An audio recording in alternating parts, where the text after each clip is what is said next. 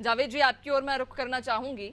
आप विपक्ष में होने के नाते और एक आम नागरिक होने के नाते इस बजट को कैसे देखते हैं? क्या इस बजट से एक आम नागरिक खुश है या इस बजट से विपक्षी पार्टी खुश है? नमस्कार नैन्सी जी, आपको, आपके सभी दर्शकों को, साथ ही मीडिया पैनलिस्ट को भी मेरा नमस्कार। देखिए, छत्तीसगढ़ की के बजट की बात हो या देश के बजट की बात हो, आम नागरिक के हाथ खाली के खाली ही रह गए। वहां देश के बजट में अगर आप देखेंगे तो अपनी बैसाखियों को बचाने के लिए जिन राजनीतिक दलों के समर्थन से सरकार बनी है, मोदी जी प्रधानमंत्री तीसरी बार बने हैं, उस बैसाखी को बचाने के लिए वो बजट पेश किया गया, उन राज्यों को भर भर करके पैसा दिया गया। और छत्तीसगढ़ में भी कुछ इसी तरह का आम नागरिकों के लिए कुछ नहीं है। महतारी वंदन योजना के नाम पर अनुपूरक बजट का 60% उसमें दे दिया जाता है। बावजूद इसके आज रायपुर में कुछ दिन पहले ही महिलाओं ने रैली निकाल करके अपना विरोध प्रदर्शन किया था कि उनके खातों में महतारी वंदन योजना का पैसा नहीं आ रहा है। कई महिलाओं ने यह आरोप लगा चुका है कि 2 महीना का पैसा आया, उसके बाद से पैसा आना बंद हो गया है। तो ये महतारी वंदन योजना के नाम पर पूरा 60% वहां दे रहे हैं। उसके अलावा कुछ इनके पास में नया नहीं है।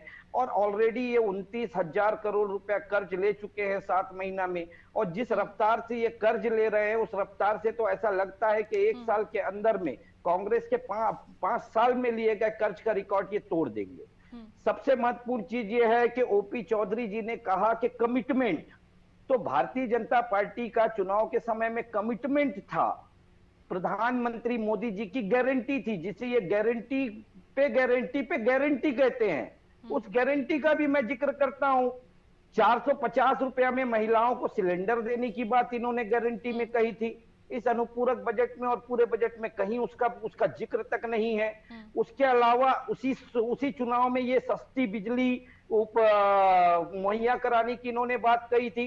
बिजली की दरों को ये बढ़ा रहे हैं।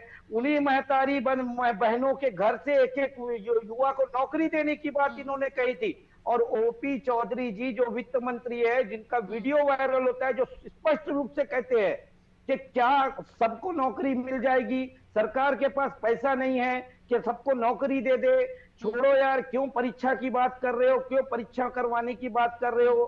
तो इस तरह की बात करके ये महिलाओं को भी ठगने का काम कर रहे हैं, प्रदेश को भी ठगने का काम कर रहे हैं। आवास योजना पर ये बड़ी बड़ी बातें करते हैं। अभी सदन में ही उप मुख्यमंत्री जी ने स्पष्ट कहा, प्रश्नकाल में जब भूपेश बघेल जी ने उनसे स्पष्ट पूछा कि अब तक कितने आवास आवंटित किए गए, कितने आवासों का पैसा दिया गया, स्पष्ट उन्होंने कहा कि एक भी नहीं। तो पूरे प्रदेश में करोड़ों रुपया, 18.5 लाख प्रधानमंत्री आवास के नाम पर ये खड़े कर रहे हैं। खाली होर्डिंग में, कागजों में इनका विकास दिख रहा है और हकीकत में छत्तीसगढ़ राज्य को ये कर्ज में डुबोते चले जा रहे हैं। इस बजट से मैं एक आम नागरिक होने के नाते मैं आपसे कहूं कि मुझे तो बहुत निराशा हाथ लगी है, क्योंकि इस बजट में ना तो बस्तर के लिए कुछ है, ना सरगुजा के लिए कुछ है। ये नीला नेल्सन नार के नाम से ये जो चीज कर रहे हैं, भाई ये तो 5 साल पहले हमने कर दिया था। सामाजिक पुलिसिंग के माध्यम से बस्तर सरगुजा जैसे क्षेत्रों में नक्सलवाद को कम करने के लिए हमने जो विकास कार्य किए थे, ये सारी चीजें तो हो चुकी है। उसके बाद में ये सिर्फ दिखावा, उसके ऊपर जो हमने बनाया है उसके ऊपर रंग रोगन करके ये अपना श्रेय लेने के लिए उसमें पैसे को वो कर रहे, मतलब कुल मिलाकर के पैसे की बर्बादी और छत्तीसगढ़ के हाथ केवल खाली के खाली करने का कार्य ये सरकार कर रही है।